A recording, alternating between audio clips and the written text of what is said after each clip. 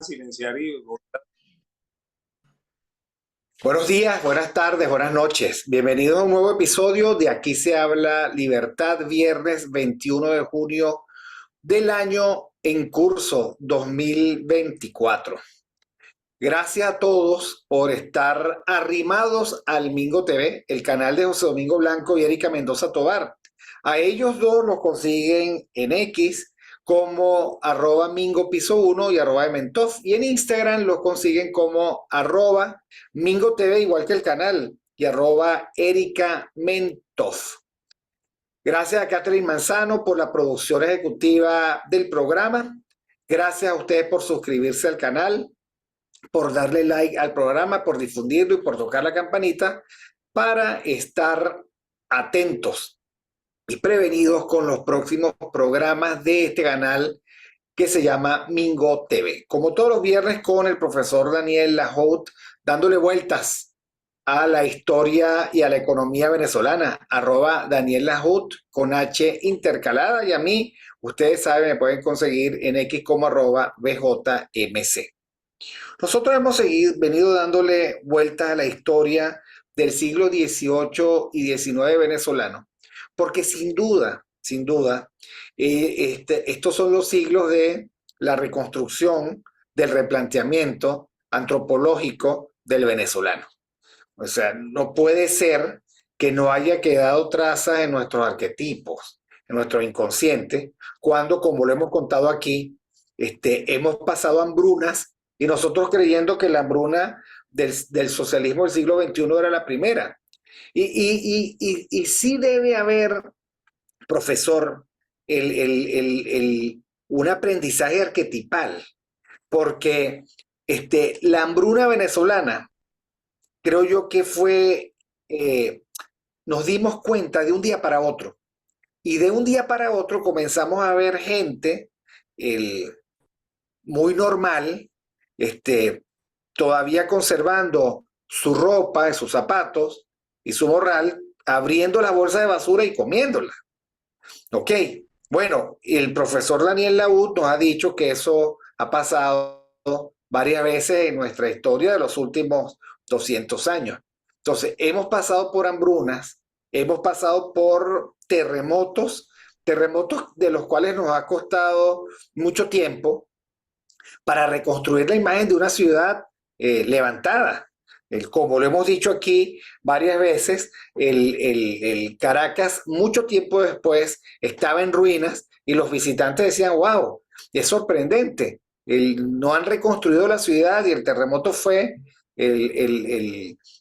temprano en la segunda década del siglo XIX, ¿no? Y sin embargo, las ruinas, y digamos, vivir entre ruinas supone de parte del venezolano y sus líderes una mirada enfocada en lo que quieres ver, preocupada por lo que quieres preocuparte y absolutamente preocupado por lo que no quieres ver, como cuando los venezolanos pasamos, o los líderes venezolanos pasan por la autopista Caracas-Valencia, ¿no? Y ven esas inmensas estructuras que iban a ser parte de un sistema de conexión por trenes, y bueno, simplemente nadie da explicaciones de por qué eso quedó como quedó y qué se va a hacer con eso. Yo recuerdo haber ido una vez, el profesor Lahoud, con el padre Luis Ugalde. Yo me presté a llevarlo a una asamblea de Fedecámaras donde él iba a tener una intervención. Y bueno, fue el espacio de una larga conversación sobre el país, sobre su historia, etcétera. Pero cuando pasamos por esa autopista, él llegó y dijo, wow, yo nunca voy a haber construido el tren. Esto no me va a tocar a mí verlo. Y lo decía, y esto fue hace unos años, lo decía con tristeza vital, ¿no? Además con muchísima tristeza venezolana. Bueno, los demás simplemente pasamos de largo. Entonces hemos pasado por desastres naturales, hemos pasado por hambrunas, el siglo XIX fue de guerras, y por eso es que decía Manuel Caballero que la gran ganancia de la democracia de Punto Fijo fue esos tiempos de paz, porque hay algunos detonantes que hacen que los venezolanos se enfrenten a la dura realidad de la guerra y la hagan. Y por eso es que este programa lo vamos a dedicar a lo que se conoce como la Guerra Federal. Y digamos que lo primero que debo preguntarle al profesor Laude es por qué ocurrió la Guerra Federal, por qué fue tan sangrienta, el, por qué el recuerdo luce tan brumoso, este, y luego, digamos, qué efectos tuvo eso en la economía del país, en la psique del país y en el cierre del siglo XIX. Yo le decía al profesor, el profesor me declaraba, bueno, luego vino el Guzmanato, ¿no? Pero después volvimos a caer en un país que un caudillete cualquiera agarraba 44 mulas, qué sé yo, del Táchira y se venía y tomaba la ciudad, ¿no? Y me refiero a Cipriano Castro. Bueno, hay que darle vueltas con ese sentido, ¿no? El fotografiarnos, hacer una especie de psicoterapia del país venezolano del siglo XIX, para buscar algunos rastros que nos permita efectivamente saber si lo que somos hoy encuentra en el siglo XIX sus trazas, porque es que sucede que ahora, a ver, yo encuentro un país que, que sigue angustiado, encuentro un país, si uno le hace caso a las grabaciones que siempre son interesadas, y no lo digo para recriminar a nadie, la grabación de un meeting, por supuesto, es el mejor momento del meeting, el mejor momento del encuentro con el líder. Pero uno ve, por ejemplo, los recorridos de los líderes últimamente y la gente entregándole a ese líder un encargo de solicitudes, trae a mi familia, resuélveme la enfermedad, ábreme la escuela, este, casi que con muy poco compromiso yoico, ¿no? O sea, muy poco compromiso de cómo vamos a hacernos. Te entrego a ti esa carga emocional y tú verás qué haces con ella. Bueno, entonces, claro, busquemos los rastros. ¿Por qué somos así? ¿Por qué dependemos tanto de la voluntad a la que atribuimos rasgos carismáticos casi que portentosos, ¿no? De los líderes que uno tras otro se van sucediendo hacia el abismo de la decepción, porque este no es el primero. ¿Cuál fue el primero? Esa sería una gran pregunta. Bienvenido, profesor Laud. Gracias por compartir otro viernes con nosotros. Okay, bueno, como bien dices tú, buenos días, buenas tardes, buenas noches, ¿no? El tema de la guerra federal es un tema bien álgido porque la guerra federal es una guerra civil que dura más tiempo del que normalmente duraban las guerras civiles en Venezuela, ¿no? Porque como bien dices tú, por ejemplo, Cipriano Castro en 26 días estaba en Caracas y ya se había adueñado del poder en 26 días, ¿no? Esto es un proceso que va a durar 4 años y 2 meses, ¿eh? Y en el cual va a morir mucha gente, ¿no? O sea, es más, en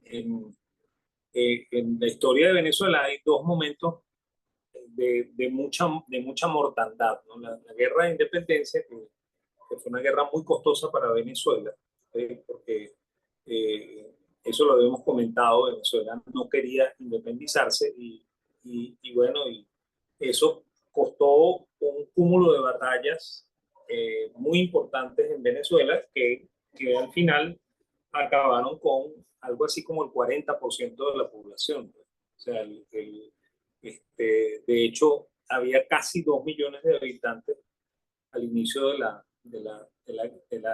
guerra y al final termina siendo 1 millón y algo, ¿no? Y bueno, técnicamente los que más mueren son los negros esclavos y los blancos criollos, ¿no? Esos son los que más mueren en la batalla y por eso es que al siglo XIX se entra con muchísima pobreza, ¿no? O sea, en Venezuela se inicia con una deuda monstruosa y además de eso con la población disminuida, ¿no? Lo cual hace muy difícil la recuperación de la economía, ¿no? Sin embargo, el general Páez lo hizo bastante bien. O sea, cuando se inicia la República de Venezuela en 1830, él facilita el que regresen capitales. Ya habían regresado algunos de los comerciantes que se habían ido, porque esa también fue una época en la cual hubo una emigración importante. El país disminuyó su población y fundamentalmente fueron los comerciantes, que era un grupo muy importante de gente que, que actuaba como empresario en Venezuela. Y bueno, ellos se retiran porque se dan cuenta de que corren peligro. ¿Okay? Y de hecho, la guerra fue, como comentamos, una guerra de exterminio terrible. Luego, algunos de estos comerciantes regresan. Además de eso, los comerciantes británicos también, que habían facilitado mucho de la deuda que tenía Venezuela, terminaron sintiendo que sus intereses estaban más dentro del territorio del país que en su natal Inglaterra, y se vinieron a Venezuela, ¿no? Y esa es la historia, por ejemplo, de la familia Bulton, ¿okay? Que se viene a Venezuela porque obviamente entiende que sus intereses están más aquí que allá. ¿Okay? También es el caso de la familia Akers y un cúmulo importante de empresarios que al final formaron parte del grupo que apoyó a Páez en la separación. ¿Okay? Luego viene un tramo largo en el cual Páez es presidente y se va alternando con Zulet, que nosotros comentamos la semana pasada del incidente de Vargas, pero va a haber una alternancia con Zulet. O sea, un periodo lo hace Páez, el otro periodo lo hace Zulet, fundamentalmente porque la Constitución impedía la reelección inmediata, ¿no? Porque uno de los problemas que había tenido Colombia era que el, el presidente que era Bolívar quería mantenerse en el poder, y por eso es que él propone la Constitución boliviana, que al final no cala. Ninguno de los tres países la quiere. ¿Okay? Y bueno, y una de las cosas que se discute mucho en el Congreso de Valencia es el problema de la reelección, ¿no? Entonces se establece que había una posibilidad de reelección, pero no inmediata, sino alterna. Entonces, bueno, eso lo va a aprovechar Páez, va a ser un periodo él, un periodo Zulet. Entonces va a haber una suerte de cansancio, ¿no? De que la gente se siente cansada de esta dualidad. La mayor parte de los historiadores hablan mucho de que se centran en Venezuela nada más, ¿okay? Pero hay que ver también lo que está pasando afuera, ¿no? Ya para el año 1840 en Estados Unidos hay una crisis financiera. Entonces esa crisis financiera rebota a Inglaterra y de Inglaterra rebota a Venezuela. Entonces eso hace que los precios del café se caigan, ¿okay? Y bueno, eso crea mucho malestar, ¿no? Y ese es el gran drama del siglo XIX. Pues nosotros éramos exportadores de dos cosas fundamentalmente, de café y cacao. ¿Okay? Nosotros tenemos que dejar muy claro esto, ¿no? O sea, siempre la gente cree que cuando uno dice que nosotros exportábamos café, pensaban que había torrefactoras y nosotros exportábamos el café molido y tostado, ¿okay? Cosa que no es cierta. ¿Okay? Igual que cuando uno habla de cacao, la gente sueña con que nosotros teníamos ya las tabletas de chocolate y vendíamos tabletas de chocolate, ¿no? Venezuela no tuvo, ¿okay?, torrefactoras sino hasta el siglo XX. ¿Okay? Y Venezuela no tuvo una fábrica de chocolate sino hasta el final del siglo XIX. La primera fábrica es la fábrica de chocolate en la India. ¿Okay?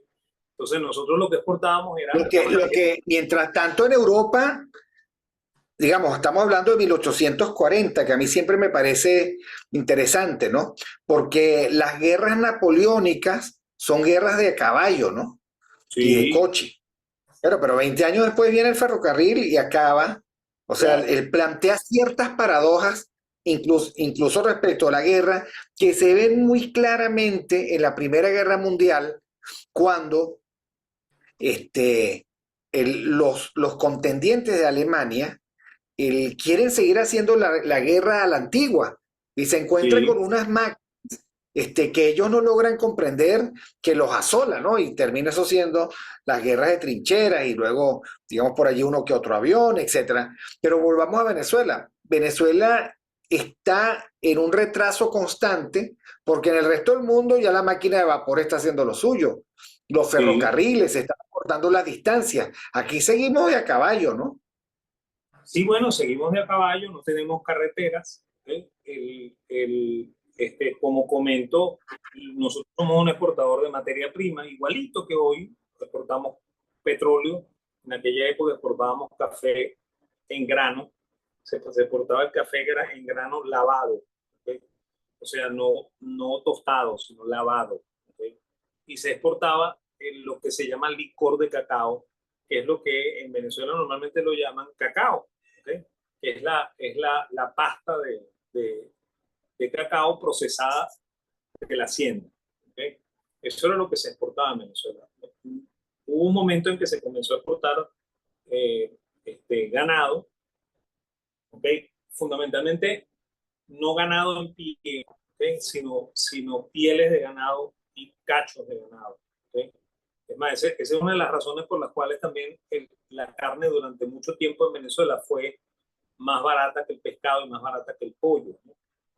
Porque resulta que los ganaderos criaban el ganado con la única intención de matarlo, ¿okay? Y quitarle el cuero y los cachos y entregarlo para la exportación, ¿okay? Porque en el exterior se utilizaba ese cuero, igual que los cachos, para hacer accesorios, ¿no? Entonces, la carne técnicamente era un producto de desecho. Entonces, por esa razón, el ganadero vendía la carne a precios muy bajos, ¿okay? Y eso hacía que el precio de la carne fuese muy bajo, ¿no? ¿Okay? Y de hecho, fíjate que la mayor parte de, la, de los platos venezolanos contienen carne, ¿okay? Lo cual ratifica que efectivamente era la carne más, era el producto más barato pues, para Bueno, y hasta el alimentarse. sol de hoy, hasta el sol de hoy, antes de la hambruna, el socialismo del siglo XXI, cuando uno comentaba esto con la Asociación de Ganaderos, etcétera, había un consumo promedio de carne por persona o per cápita, creo que era de 9 kilos de Sí, carne roja, ¿ok? sí. Por mes, poco más, poco menos, ¿no? Y Oye, entonces, ahí hay una, por eso es que es importante buscarlas atrás. Nosotros nos acostumbramos a comer carne porque la carne era barata. O sea, era una consecuencia eh, favorable a la población de la economía de cachos y cueros que tenía la empresa, pues la ganadería, pero, sí, la ganadería venezolana, ¿no?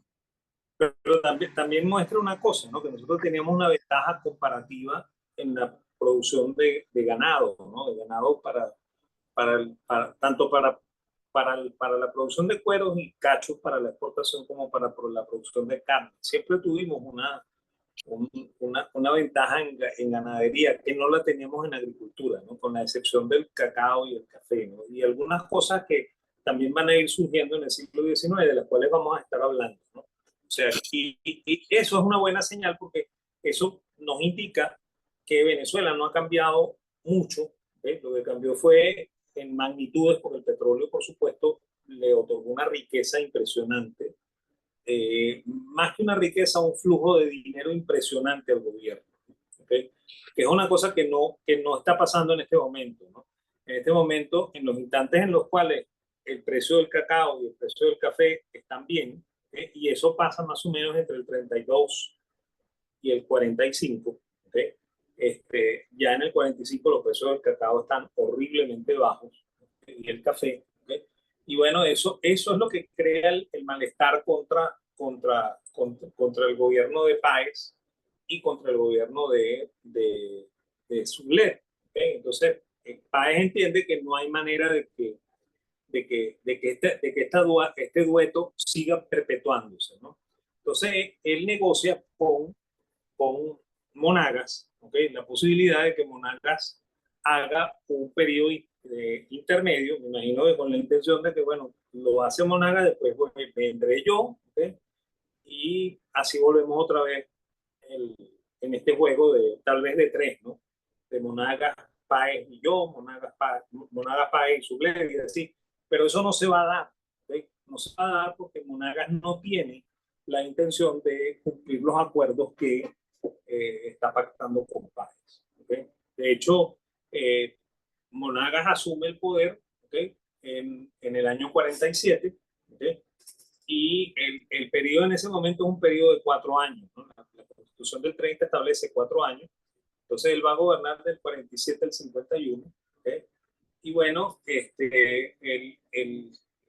cuando se termina el periodo, él ya tiene dominado el Congreso, ¿okay? Nosotros habíamos comentado que en la Constitución del 30 los tres poderes más o menos tenían una, un, una igualdad de poder, ¿eh? Pero Monagas voltea la tortilla. Monagas hace el asalto del Congreso, ¿eh? En el cual se matan a varios diputados, entre ellos muere Santos Michelena, casi matan a Juan Vicente González. Juan Vicente González se salva, porque el general que está dirigiendo el ataque al Congreso le grita a la turba que al Comelibros no se lo toquen, ¿okay? Porque así era como llamaban a Juan Vicente González, porque Juan Vicente González era el profesor de los hijos de este general, ¿no? Y se salva porque el general grita que a Comelibros no me lo toquen, ¿okay? Y entonces se salva por eso, ¿no? ¿Okay? Luego el Congreso va a quedar sometido a la voluntad de Monagas, y bueno, y ahí se va a materializar una transformación de la estructura política del país, ¿okay? Ahora, profesor, ¿es la primera vez que le dan plomo al Congreso? ¿Antes había como más respeto por el Congreso o esa es otra traza de las relaciones políticas venezolanas, que el Congreso es digamos, es la ficción del hombre fuerte para lavar su cara? No, este es el primero y único, ¿okay? Asalto al Congreso, ¿no? Es más, de aquí en adelante el Congreso no va a tener el poder que tenía en la Constitución del 30, ¿no? Que es lo que yo comenté, pues yo comenté cuando estuvimos hablando del periodo anterior, que la Constitución del 30 era para mí la mejor Constitución porque Claro.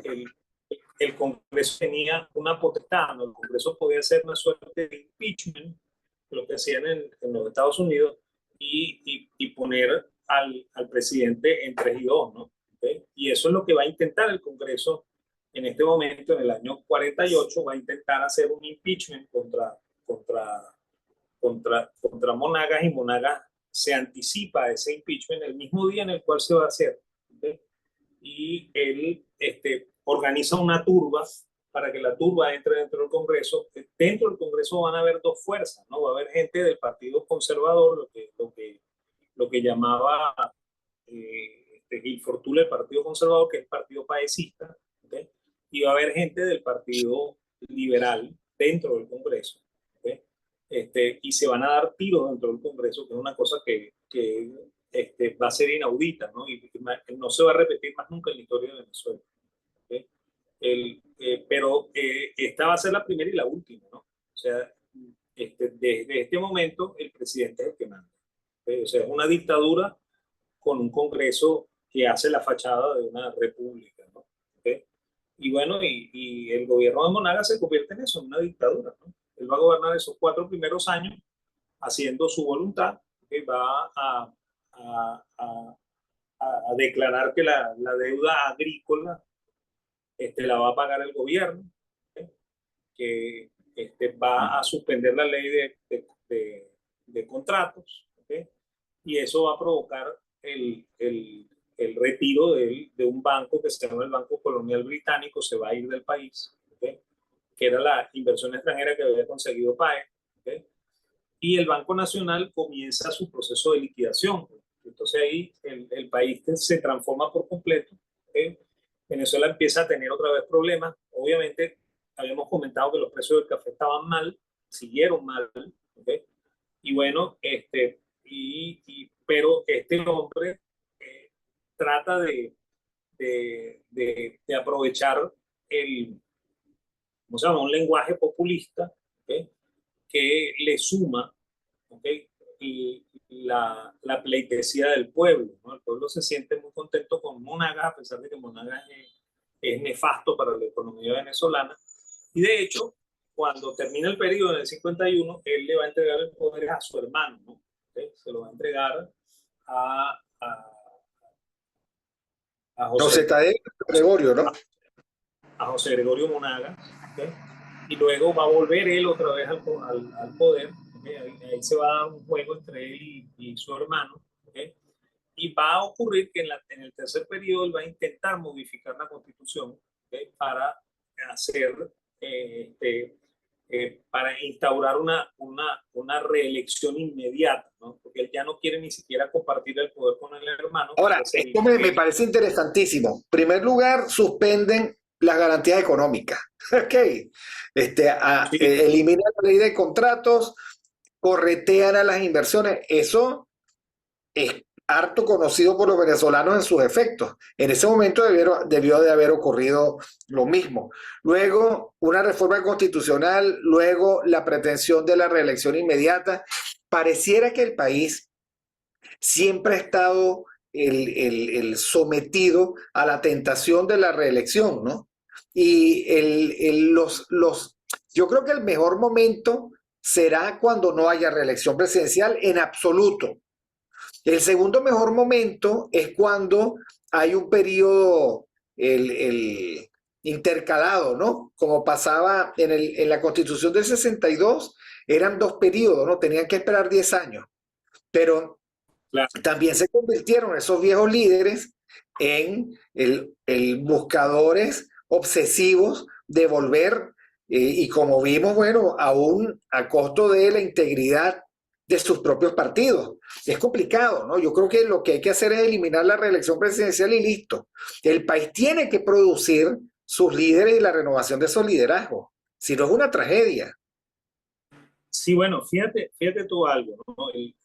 La Constitución del 30 decía que no podía haber reelección inmediata. ¿Okay? Ahora Monagas pretende, en una constitución que él propone en el año 58, el mantenerse en el poder indefinidamente, ¿no? O sea, reelección inmediata. ¿Okay? No indefinida, inmediata, ¿no? O sea que probablemente sí podía hacerlo por varios periodos, ¿no? Pero la puede hacer inmediatamente. ¿Okay? Eso no se va a volver a repetir. ¿Okay? O sea, las siguientes constituciones van a impedir la reelección inmediata, no van a permitir la alternancia con otro presidente, ¿okay? Y la reelección, ¿no? Y de hecho, ese juego lo va a jugar Antonio Guzmán Blanco y lo va a jugar también Juan Vicente Gómez, ¿okay? Pero no se van a atrever nunca a hacer una reelección inmediata, ¿no? ¿Okay? O sea que eso son eh, eh, cosas que hizo Monagas, ¿okay? Que luego intentó hacer Pérez Jiménez. Recuerda que Pérez Jiménez mandó del 53 al 50, perdón, mandó desde el 47 al 53, solapadamente, ¿no? Porque efectivamente ellos tumban a los adecos, que habían sido sus compañeros en el, en el golpe contra Medina, y bueno, ahí matan a Chalbo, ¿okay? Y él se va a quedar dentro de la Junta, pero van a nombrar personas que parecen que actúan como presidente cuando en realidad está actuando él, ¿no? Luego él se reelige o sea, él se elige en el 53, ¿okay? Que es el famoso evento de en el cual Jovito Villalba es el oponente, ¿okay? Y en el 58 va a intentar reelegirse. De hecho, se hace el plebiscito, pues no es una elección, se hace un plebiscito. ¿Okay? Y bueno, y él lo gana teóricamente, pero eso crea un malestar terrible y al final terminan tumbando a Pérez Jiménez, ¿okay? En menos de 2 meses, ¿no? O sea, el plebiscito fue en la primera semana de diciembre y a él lo van a tumbar el 23 de enero. ¿Okay? Entonces, bueno, Sí, son bueno, los algunos apelan, uno entiende, por ejemplo, lo contemporáneo, uno oye a gente, analistas políticos diciendo, bueno, la Fuerza Armada finalmente tiene que acatar la obvia voluntad de cambio que los venezolanos están planteando, ¿no? En el caso de Pérez Jiménez, él fue una minoría militar que en todo caso quebró la integridad de la Fuerza Armada y ese era un gobierno militar. No era Sí, necesariamente totalitario, era una dictadura convencional, ¿no? sí, sí, así es. Pero fíjate, a mí eso a mí me dio o sea, a mí me da mucha curiosidad lo que ocurrió con la elección, con la, con la Constitución del 99, ¿no? Porque fíjate que se discutió mucho acerca de la reelección, ¿ok? Reelección inmediata, ¿ok? Y bueno, al final se aprobó, ¿no? Y a mí me preocupó mucho porque yo decía, bueno, Venezuela siempre ha sido un país en el cual no hay reelección inmediata, ¿ok? Las veces que lo han intentado, la cosa ha llegado a extremos terribles y al derrocamiento del presidente, ¿ok? Y eso va a pasar con Monagas, ¿no? Y luego el, eh, el intento, o sea, la modificación de la Constitución para crear la reelección indefinida, ¿no? Que es peor todavía. ¿Ok? Eso sí es ya en una dictadura consumada, ¿no? ¿Ok? Pero bueno, lo que sí es cierto, ¿okay? Es que Monagas en el 58 intenta hacer un cambio de constitución. ¿Okay? Él ya había hecho un cambio de constitución anterior en el año 52, ¿okay? En el cual él extiende el periodo de 4 a 6 años. ¿Okay? Y ahora intenta hacer un cambio para quedarse indefinida, o sea, para quedarse un periodo más en el poder al menos, ¿no? Y bueno, eso crea un malestar terrible. ¿Okay? Y bueno, y Monagas tiene que huir, ¿okay? Y refugiarse en lo que se llamó la legación francesa, ¿no? Que la casa del embajador de Francia en Venezuela, ¿no? Y es que hay que comentar que él tenía muy buena relación con los franceses, ¿no? De hecho, en esta época no existía el bolívar como moneda, ¿okay? Yo siempre comento que la unidad de cuenta era el peso español, ¿okay? O sea que la unidad de cuenta era el dólar, ¿okay? Y sin embargo había libertad monetaria, ¿no? O sea, en Venezuela se podía transar con cualquier moneda. O sea, usted tenía dólares, pagaba con dólares, ¿okay? Y le daban envuelto en marcos, en libras, en lo que hubiese. ¿Okay? Y bueno, y más o menos la gente sabía moverse con los cambios, ¿no? O sea, mal que bien, aunque no había mucho alfabetismo, ¿okay? La gente entendía eh, cuánto valían las monedas, ¿no? Y cómo se podían intercambiar, ¿no? ¿Okay? Entonces Monagas intenta establecer el franco como moneda oficial de Venezuela, ¿okay? Eso no tiene mucho asidero, ¿okay? De hecho, Monagas contribuye mucho al desorden monetario con esto, ¿okay? Y eso también va a ser una de las razones por las cuales a Monagas lo van a sacar del poder, ¿no? ¿Okay?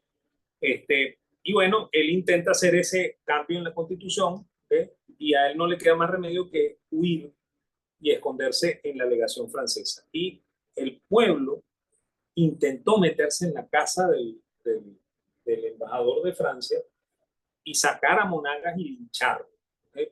Porque el descontento había llegado al extremo de que querían Que esa matar. es otra traza. Este es un pueblo que lincha. Lo que pasa es que ese es el secreto mejor guardado. O sea, todo el mundo tiene una historia del 58, como que el 58 fue Wolfgang Larrazábal perfectamente vestido de blanco, que le recibió, digamos, el coroto al que estaba allí. Pero lo que realmente pasó fue una Caracas convulsa, con muchísimos linchamientos de funcionarios medios del perejimenismo y un rencor contra el perejimenismo que todavía en la década de los 70 se sentía contra aquellos que habían sido, que sido el portero de Pérez Jiménez, etcétera, porque imagínate más arriba. Entonces, esa es otra No, traza, ¿no? El sí, venezolano no avisa, pero si le dan la oportunidad, lincha, en lo poco y en lo mucho, pues se toma su justicia por su propia mano. Y bueno, a él intentaron lincharlo, ¿no? Y ahí hay que comentar una historia, ¿no? Por ejemplo, ahí es donde en el siglo XIX surge el expediente del famoso protocolo Urrutia, ¿no? Que tiene que ver mucho con el candidato de la oposición de este momento, ¿no? Porque el bisabuelo de este candidato, ¿okay? era, era el ministro de Relaciones Exteriores de, del gobierno de Monagas, ¿no? Y él va a detener el linchamiento diciendo que ellos no pueden entrar en la casa del embajador de Francia porque la casa del embajador de Francia es Francia. ¿Eh? Que eso sería un intento o sea, eso sería visto por los franceses como una agresión hacia Francia. ¿Okay? Y por esa razón el pueblo se tranquiliza, pero no se tranquiliza tan tranquilo como tú te imaginas, sino que se paran en la puerta esperando a ver si el hombre sale, ¿okay? Para ver cómo hacemos para linchar. Y así va a ocurrir esto durante bastante tiempo, ¿okay? Y eso va a ir increciendo el malestar, ¿okay? Hasta que en, en Coro, ¿okay? Un señor que tenía tiempo echando también broma, ¿okay? En la política venezolana, que es Ezequiel Zamora, ¿okay? Toma Coro. ¿Okay?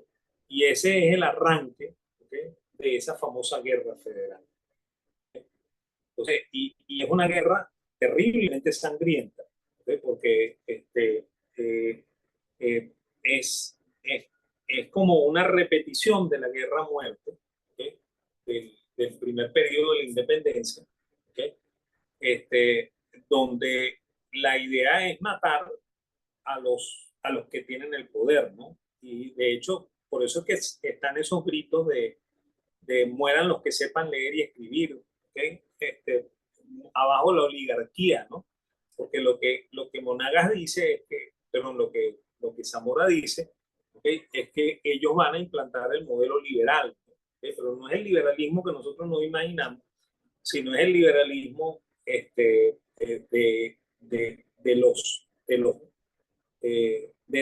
de los analfabetas y los pobres, ¿okay?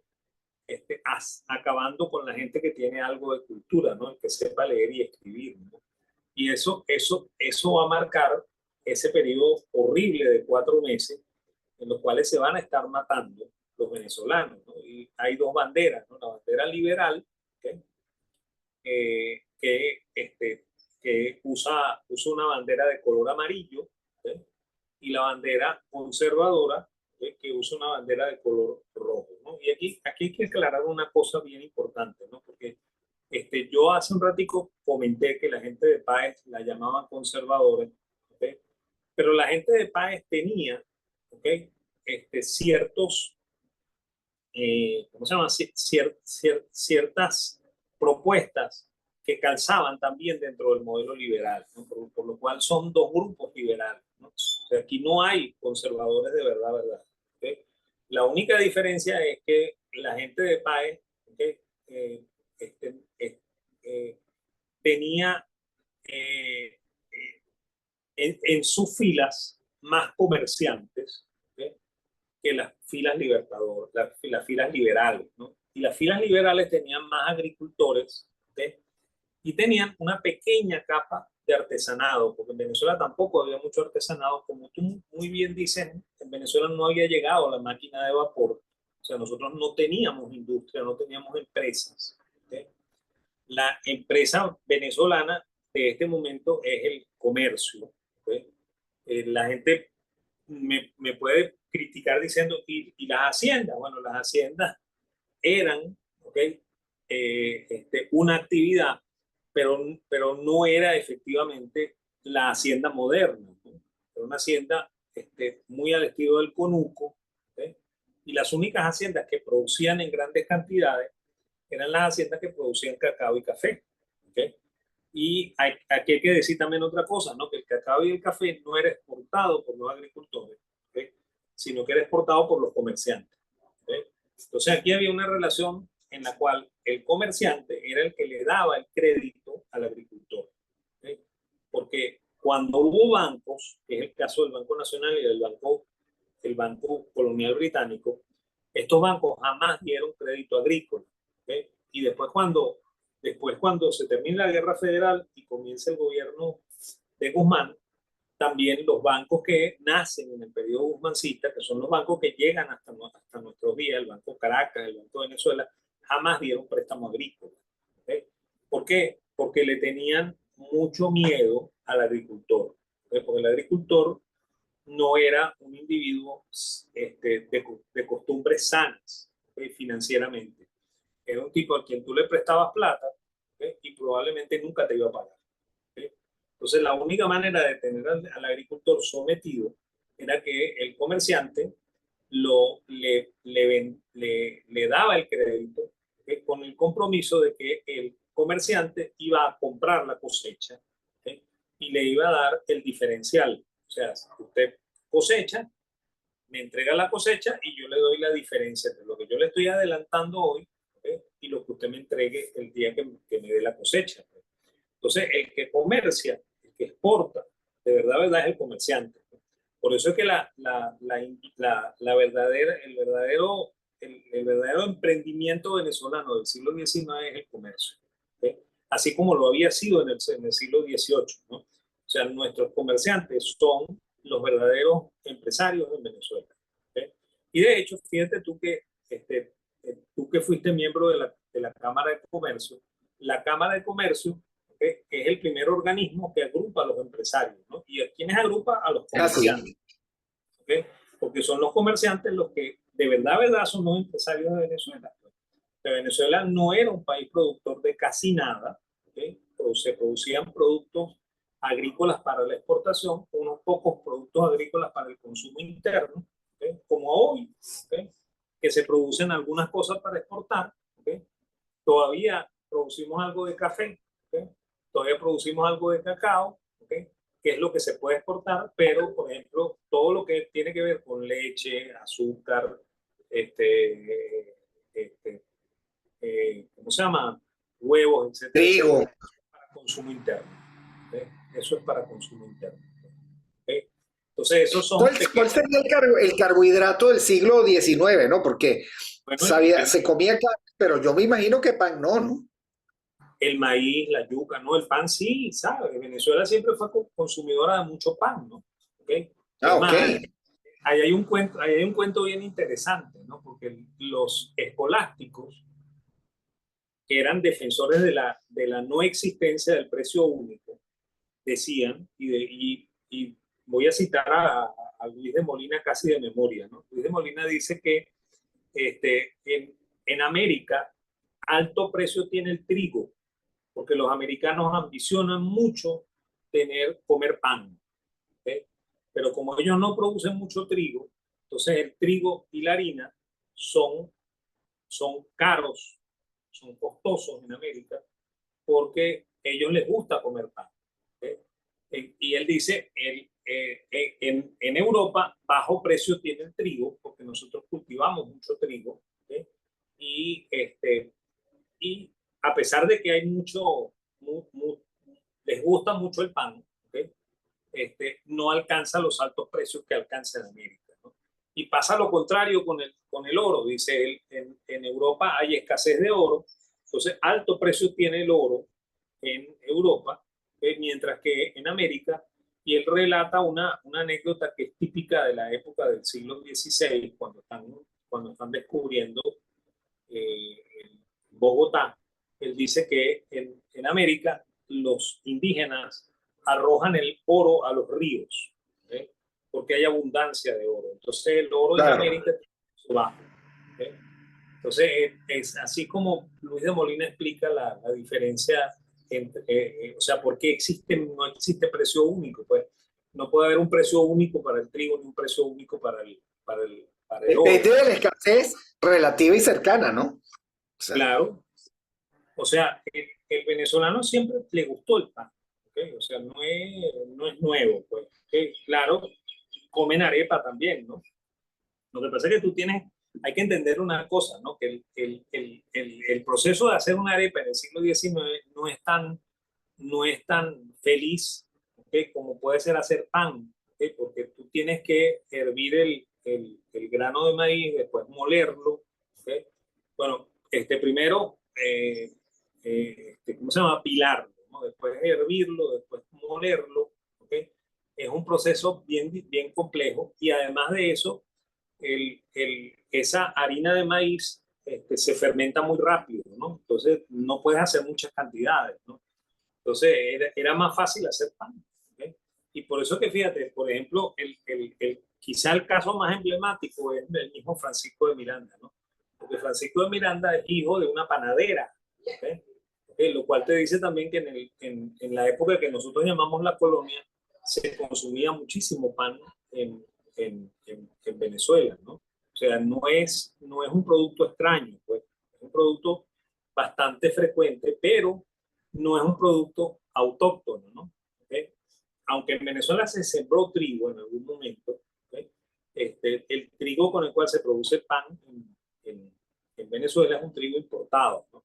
Es más, de hecho, también hay una reseña por ahí en las memorias de Revenga, ¿okay? En la cual Revenga le explica al Libertador que en Venezuela él vio muchos sacos de harina traídos de los Estados Unidos, ¿no? ¿Okay? Porque, por lo mismo, pues, porque los venezolanos comían mucho pan. ¿Okay? Entonces se come pan, ¿okay? Se come arroz, ¿okay? Se come bastante plátano, ¿okay? Ese es el carbohidrato, ¿no? ¿Okay? Y bueno, y se come también mucha carne, como dijimos, ¿no? En Venezuela, Y la yuca, que me imagino que siempre estuvo incorporada, pues, sí, ¿no? sí, lo que no hay es hábito de comer vegetales, ¿sabes? O sea, el venezolano nunca fue muy dado a comer vegetales, ¿no? De Mis hijos hecho, como que recibieron toda la carga genética de eso, porque mis hijos comieron vegetales tarde y el mayor obligado todavía, ¿no? No le gustan los vegetales. Pues bueno, hijo del siglo XIX, ¿no? aquí en casa pasó fue con el pequeño, ¿sabes? El pequeño no le gustaba lo que fuera verde. Se Sí, ponía sí, molesto. increíble. Y llegó ¿Eh? a tener algunos problemas en sangre, ¿no? Porque es que hay que comer vegetales, valga la No, cuña, hay que comer no, vegetales, guste o no guste. ¿sabes una cosa? Yo siempre comento en clase una cosa relacionada con eso, ¿no? Porque es que los vegetales, ¿okay? Tienen ácido fólico, ¿no? ¿Okay? Los vegetales verdes, ¿no? Entonces, en Venezuela, durante mucho tiempo, hubo muchos casos de labio leporino, ¿okay? Es Y así. esa es la razón por la cual cuando un ginecobstetra, ¿okay? Le llegaba una señora con la prueba de embarazo de que estaba embarazada, inmediatamente él recetaba ácido fólico, ¿okay? Independientemente de la clase social de la señora, ¿no? ¿Por qué? Porque él sabe que tanto en los barrios populares como en el country club la gente no come vegetales. Entonces, Es así. ese es el razón de por qué mandan ácido fólico, ¿no? La gente hoy en Venezuela cree que el ácido fólico es necesario para la vida, ¿no? Y se compra, una de las medicinas más compradas en la farmacia es el ácido fólico. ¿Okay? Pero el ácido fólico para lo único que sirve en el caso de las señoras embarazadas es para evitar que el niño tenga labio leporino, ¿no? ¿Okay? Sí, es así. Claro, también, A las personas muy mayores, en el caso de mi madre, recientemente, con alguna anemia le mandaron ácido fólico y hierro. Tal vez alguna sí, combinación benigna sí, sí, habrá en eso, ¿no? porque es que eso te ayuda a las anemias ferroprimas, pues, ¿okay? Esa es la razón, pues, ¿okay? Pero bueno, en Venezuela se consumía muy poco vegetal, ¿okay? Eso es cierto, ¿no? Ahora, volviendo al tema de la guerra federal, entonces la guerra federal es una guerra cuenta, ¿okay? De hecho, quizá el más cruel de los generales es el mismo Zamora, ¿no? ¿Okay? Que curiosamente es un general con demasiadas complejidades, ¿no? Porque es un hombre que es dueño de esclavos, ¿okay? Y él está dando la guerra supuestamente para defender a los humildes, ¿no? ¿Y quién más humilde que un esclavo, ¿no?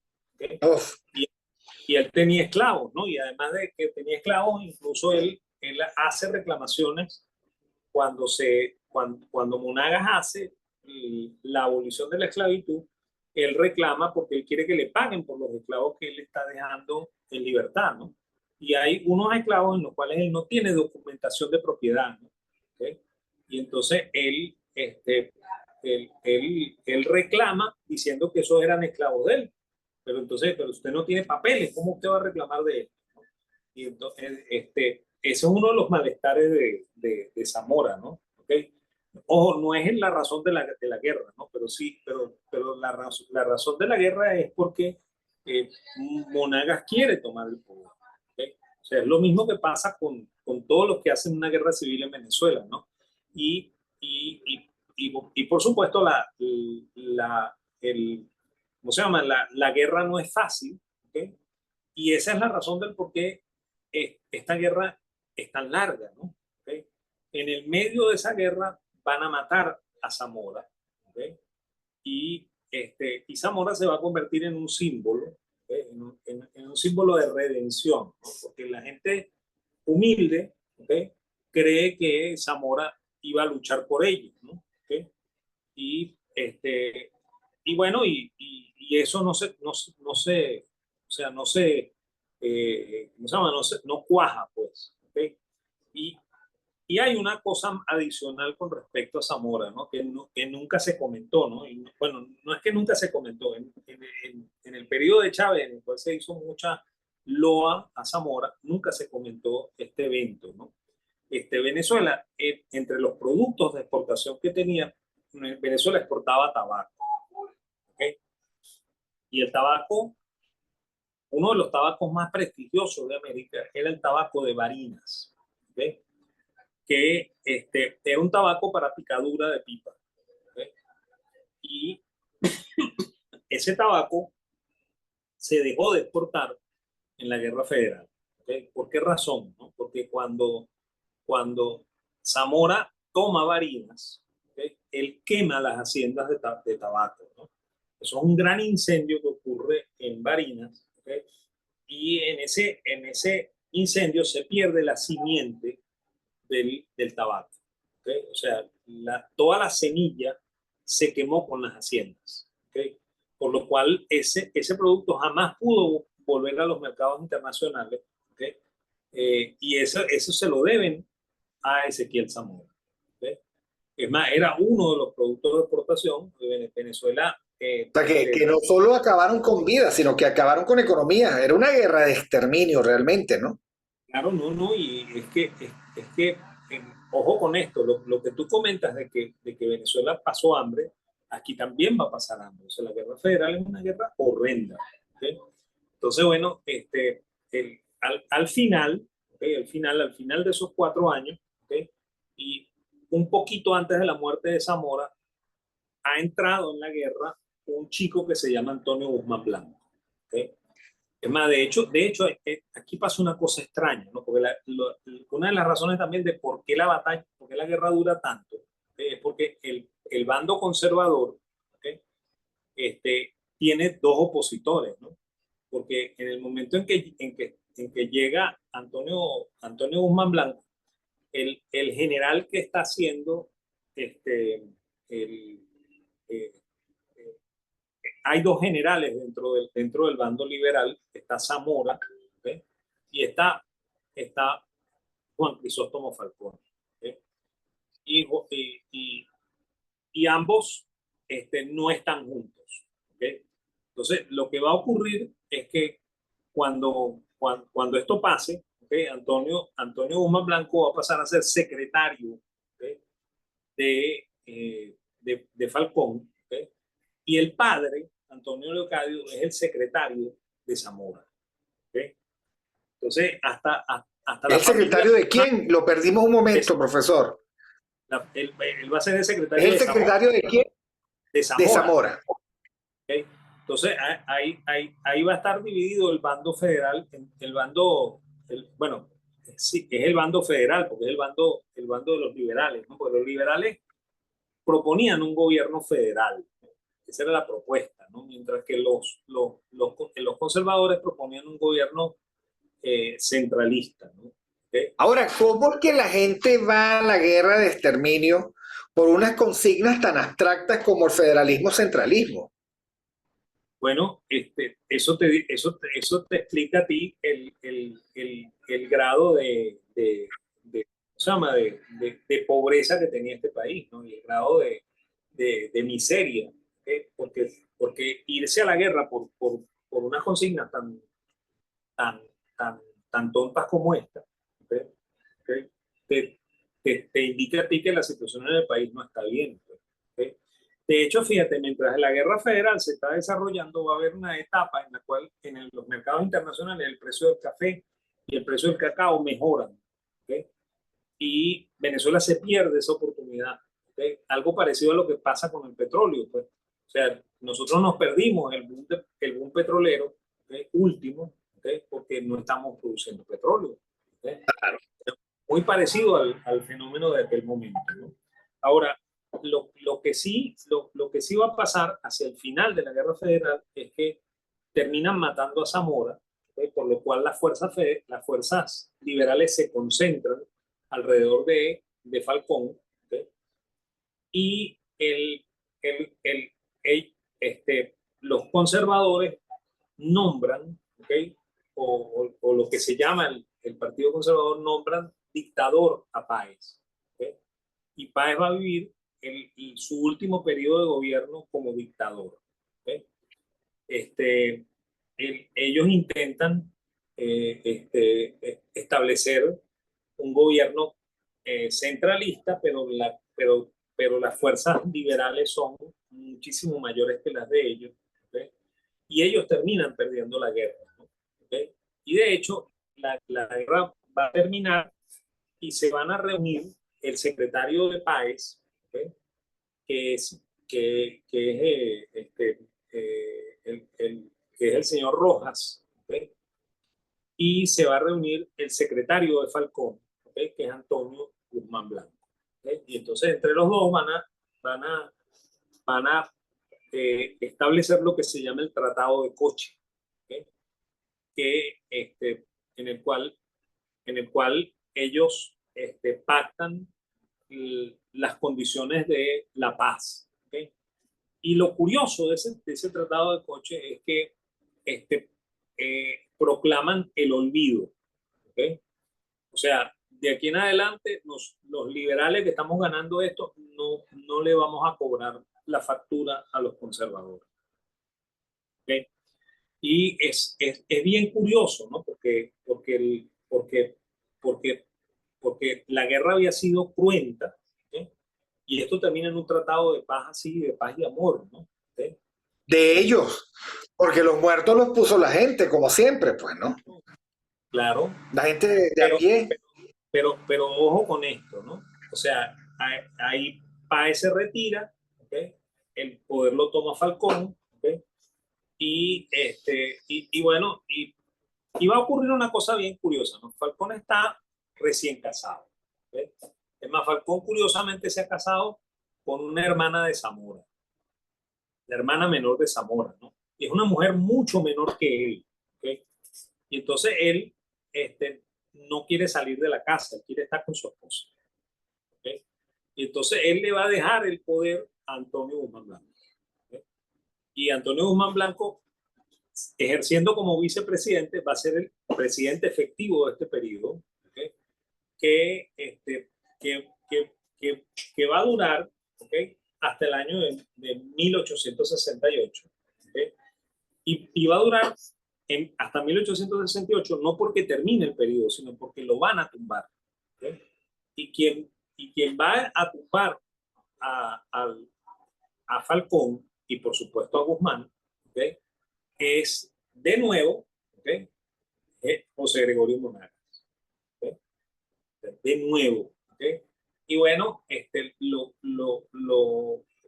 obviamente José Gregorio Monagas no dura, ¿okay? Porque José Gregorio Monagas se va a morir, ¿okay? Y va a suceder a José Gregorio su hijo, José Ruperto Monagas. ¿Okay? Y a ese personaje, a José Ruperto Monagas, es a quien va a derrocar Antonio Guzmán Blanco. ¿Okay? O sea, Antonio Guzmán Blanco se va a ir exilado a Curazao, ¿okay? Va a pasar 2 años en Curazao, se va a armar, ¿okay? Y va a entrar de nuevo por Coro. ¿Okay? Y curiosamente, él hace una cosa muy simbólica, ¿no? Él cuando pasa por el sitio por donde está enterrado Zamora, él desentierra el cadáver de Zamora, ¿okay? Y se va con el cadáver de Zamora a tomar Caracas, ¿okay? Y él va a tomar Caracas en abril del año 1870, ¿okay? Y va o sea, va a derrocar a los liberales azules, que es como se llama la facción de Monagas. Fíjate que son los colores de la bandera, ¿no? Los liberales normalmente tienen el color amarillo, estos liberales de Monagas van a tener la bandera azul, ¿okay? Y los conservadores tienen la bandera roja, ¿no? ¿Okay? O sea que el rojo no era necesariamente comunismo, ¿no? Era otra Claro, cosa. claro, en esa época.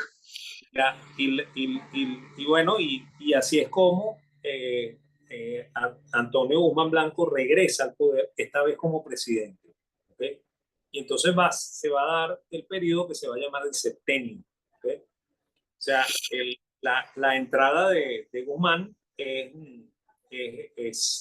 apoteósica, ¿okay?